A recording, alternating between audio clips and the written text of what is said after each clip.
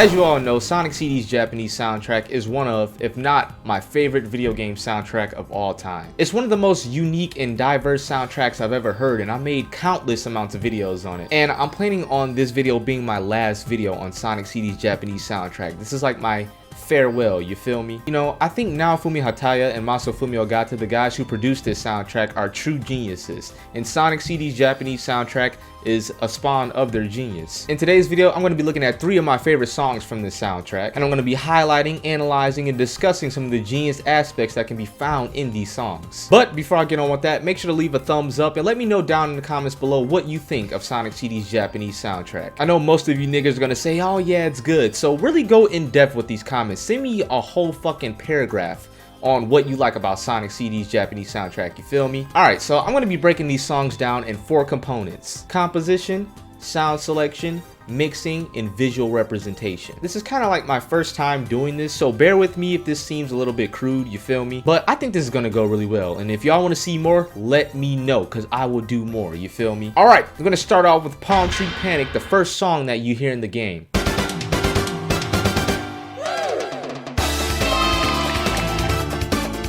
Alright, Paltree Panic, in my opinion, is one of the best introduction songs to a video game ever. As you can tell, it took a lot of inspiration from Latin and Brazilian music. You can tell by how dense the percussion section is. I mean, you got all types of shit going on. You got bongos, shakers, bells, just all types of junk just making up this beautiful rhythm section. But there's also a few jazz elements like chord progressions and improvisation over chord progressions that can be found in the past and good future versions.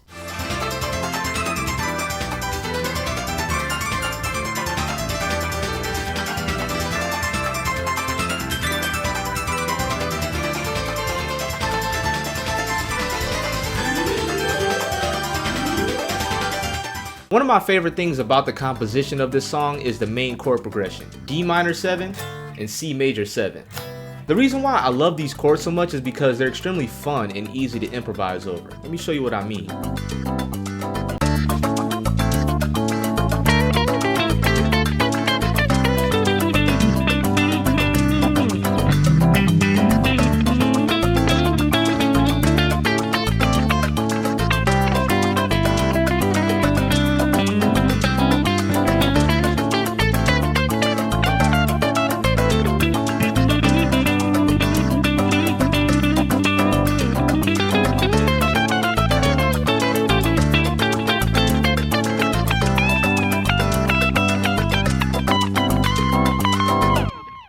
Alright, the last thing I want to point out in this extremely well composed song is the dynamics. You can really hear them in the E piano and strings, and oh man, it's beautiful. Alright, on to sound selection. So Palmtree Panic Present uses this extremely beefy brass sound for the melody. This is a brass patch called Mixed Brass from the Roland D70, released in 1990.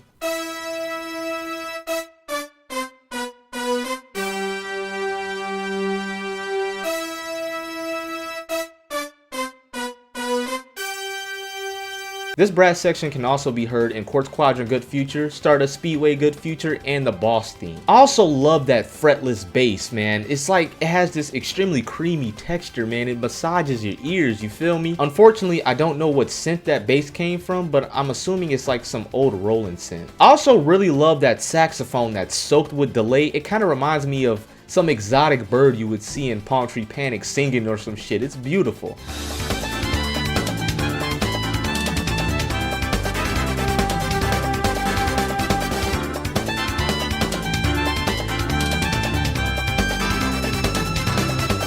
That saxophone is an alto saxophone patch from the Korg M1EX. Last thing I want to talk about is the E piano that you hear.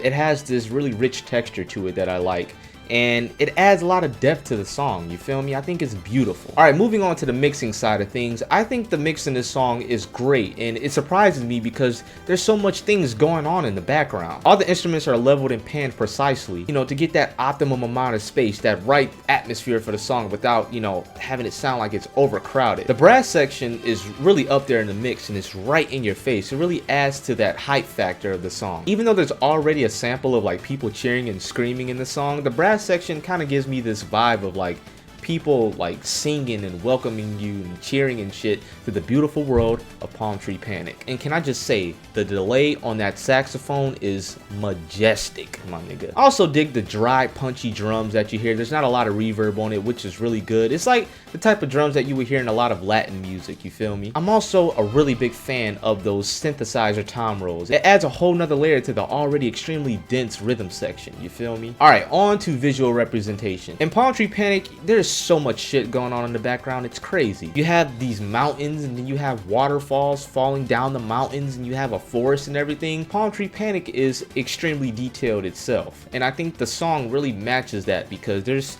so many different parts going on in the song. Like, take the rhythm section for example. You have so many different percussion sections working together to create this amazing rhythm section, you feel me? And I think each of those percussion patterns matches the different patterns that you see in Palmtree Panic, like the patterns you see on the ground, the walls, and the trees. I think that the thick, juicy chords that you hear the E-piano play really complements the lush greenery that you see in Palmtree Panic. With all that being said, I think Palmtree Panic is probably one of the best and unique intro level songs in Sonic game history. When you compare Emerald Hill Zone and Green Hill Zone's music to Palmtree Panic, you know, Sonic 1 and Sonic 2's intro level songs, they don't compete, bruh. They sound, you know, kind of generic compared to Palmtree Panic. Let me put it this way. Emerald Hill and Green Hill sounds like a warm welcome, where Palmtree Panic sounds like a fucking party. Alright, on to the second stage in the game, Collision Chaos. I think this is like everyone's favorite song besides Stardust Speedway Present. When I first heard this song, I was blown away by the sheer amount of funk that was in this piece, you feel me? So the genre of this song is New Jack Swing. So basically, New Jack Swing is like the fusion of the rhythmic elements of hip hop and the chord progressions and melodic elements of R&B. So what you get is this beautiful genre with magical chord progressions and melodies and these upbeat and funky drums, bro. It's amazing. Alright, this song uses the Mixolydian mode, which is like a really bright sounding mode. It's like the funkier version of the major scale. Alright, so the Mixolydian scale is basically the major scale with a flat 7th. So instead of this, you get this. So when you really think about it, the main groove for Collision Chaos is basically a play on the Mixolydian scale. Alright, my absolute favorite part about the composition of this song is the extremely elegant change to the E flat major 7th, C major 7th chord progression. Fun fact, if you shift this chord progression up 5 times, you'll get the Sega jingle.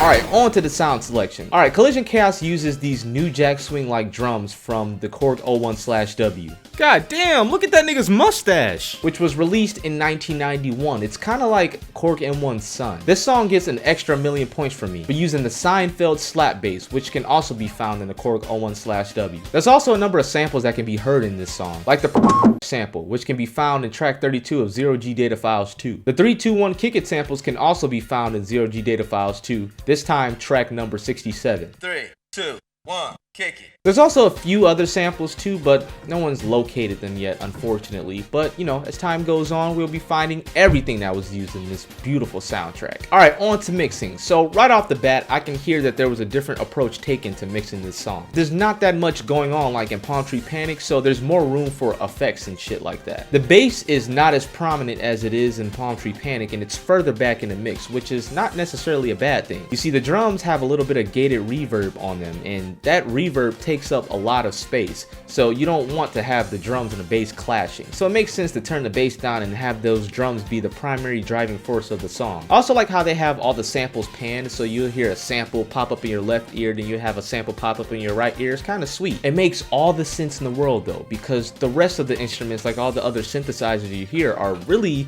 in the middle of the track, so they pan the sound effects to avoid clutter, which is like a genius move on their part. Collision Chaos is an extremely bright, flashy stage that just has all this futuristic technology around it, and I think that the song really complements that vibe well. You have all these crazy synthesizers that's making all these different bleeps and bloops and shit, and you have a printer scratch in the background and stuff. It really complements all the technology and flashy lights you see in the stage. The extremely funky, upbeat drums really complement the whole entire vibe of the stage. I mean, it just looks like this upbeat place where, you know, when you're walking through, you're gonna be skipping, my nigga, you feel me? And last but not least, let's talk about those beautiful synthesizer pads that you hear in Collision Chaos. I really think those pads complement the beautiful sky that you see in Collision Chaos. I mean, like, the sky is like this crazy ass color that you would never see in real life. I forgot what color it was, and then the clouds are like really thick and fluffy.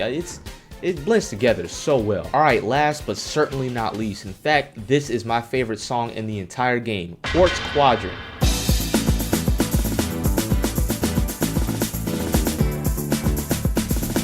I think Quartz Quadrant is probably my favorite song in this game because of how much energy they threw out in this song, man. It's amazing. I never really heard anyone identify the genre to this song, but I'm gonna come out and say it. This is straight up jazz fusion, my nigga. Now, jazz fusion is basically the combination of jazz and rock, and I hear both jazz elements and rock elements in this song. The main drum beat, you know, the faster drum beat that you hear in this song is obviously a pattern that you would hear in rock music. There's also a few jazzy elements in this song, like the use of arpeggios and the Dorian mode, which is extremely popular in jazz music. So basically, the Dorian mode is the minor scale with a sharp fifth. So instead of this, you got this.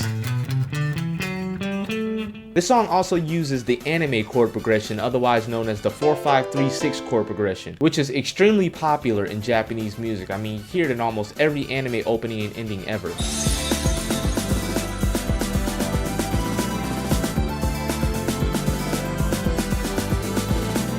Also, can we just talk about those beautiful chords that the piano is playing? Oh my gosh, no joke when I'm saying this. I'm not even fucking joking.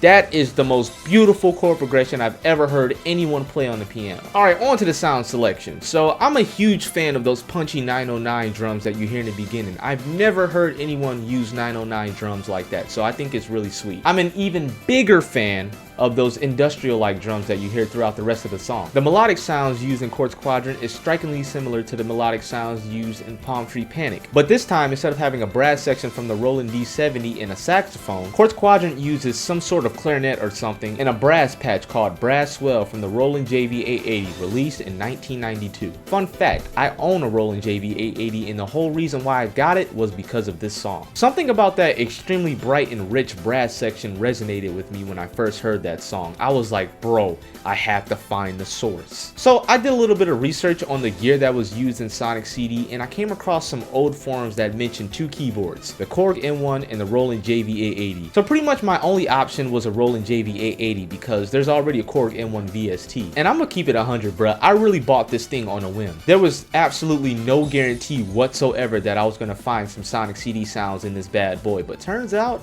I did. I feel like I got incredibly lucky because that would have been a waste of $300. Also, the nylon guitar that you hear in Quartz Quadrant comes from the Roland JV880. Alright, on to the mixing. I really like those punchy 909 drums in the beginning. They're really up there in the mix, and it serves as a great introduction to the song. The industrial rock drums are further back in the mix, serving as an underlying driving force of the song. It allows the other instruments like the bass, piano, and brass sections to be the primary driving force of the song. I think overall, this is probably the best mixed song in the game because, I mean, the atmosphere that's captured in this song it's unmatched, my boy. It's unmatched. Alright, on to visual representation. Alright, so the visual representation in this song is fucking genius. So you all know that the main theme of Quartz Quadrant is a cave filled with cool rocks. Instead of being blatantly obvious like the US sound team by making the genre rock, the Japanese sound team decided to represent Quartz Quadrant in a more elegant way by incorporating these subtle nuances in the sound selection and composition. Let me give you two examples. The first one, y'all know those industrial drums that you hear in Quartz Quadrant? I feel like those extremely unique drums sound like someone's working in a coal mine. Like it sounds like someone's beating on tools or some shit like that. And my second example, remember how I pointed out that this song uses the Dorian mode? Well, check this out. The Dorian mode is often associated with mystery or discovery. And I mean, think about it. You're in a fucking cave. a cave is mysterious and you're gonna discover some cool ass rocks in the cave, you feel me? Alright, honestly, I think Sonic CD's Japanese soundtrack is a great representation of early 90s Japan. At that time, a bunch of new technology was coming out, anime budgets were going through the fucking roof, games were getting much better, and music production techniques were getting more and more complex. I'll just leave off by saying this. At that time, innovation was at an all-time high.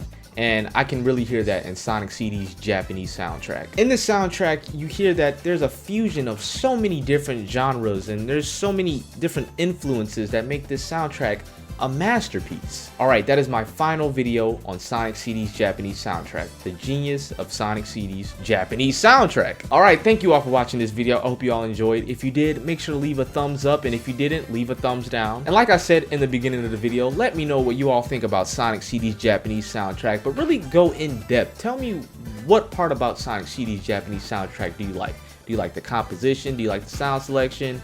Do you like the mixing? What is it? Let me know. I really want to know what you all hear and take from this masterpiece of a soundtrack. Before I sign off, I want to remind you all to follow me on Twitter, Instagram, and SoundCloud, and check out my Apple Music and Spotify if you haven't already. Also, if you all would like to see me go in depth like this on another Sonic soundtrack, let me know. I will definitely be down to do it. I had a lot of fun making this video, listening to all these tracks again, going through all these nostalgic overloads, and just, you know, really using my brain to analyze these soundtracks and put it into words. I had a lot of fun doing it, and I will definitely do another soundtrack. Just let me know down in the comments below. Alright, with all that being said, thank you all for watching, and peace out!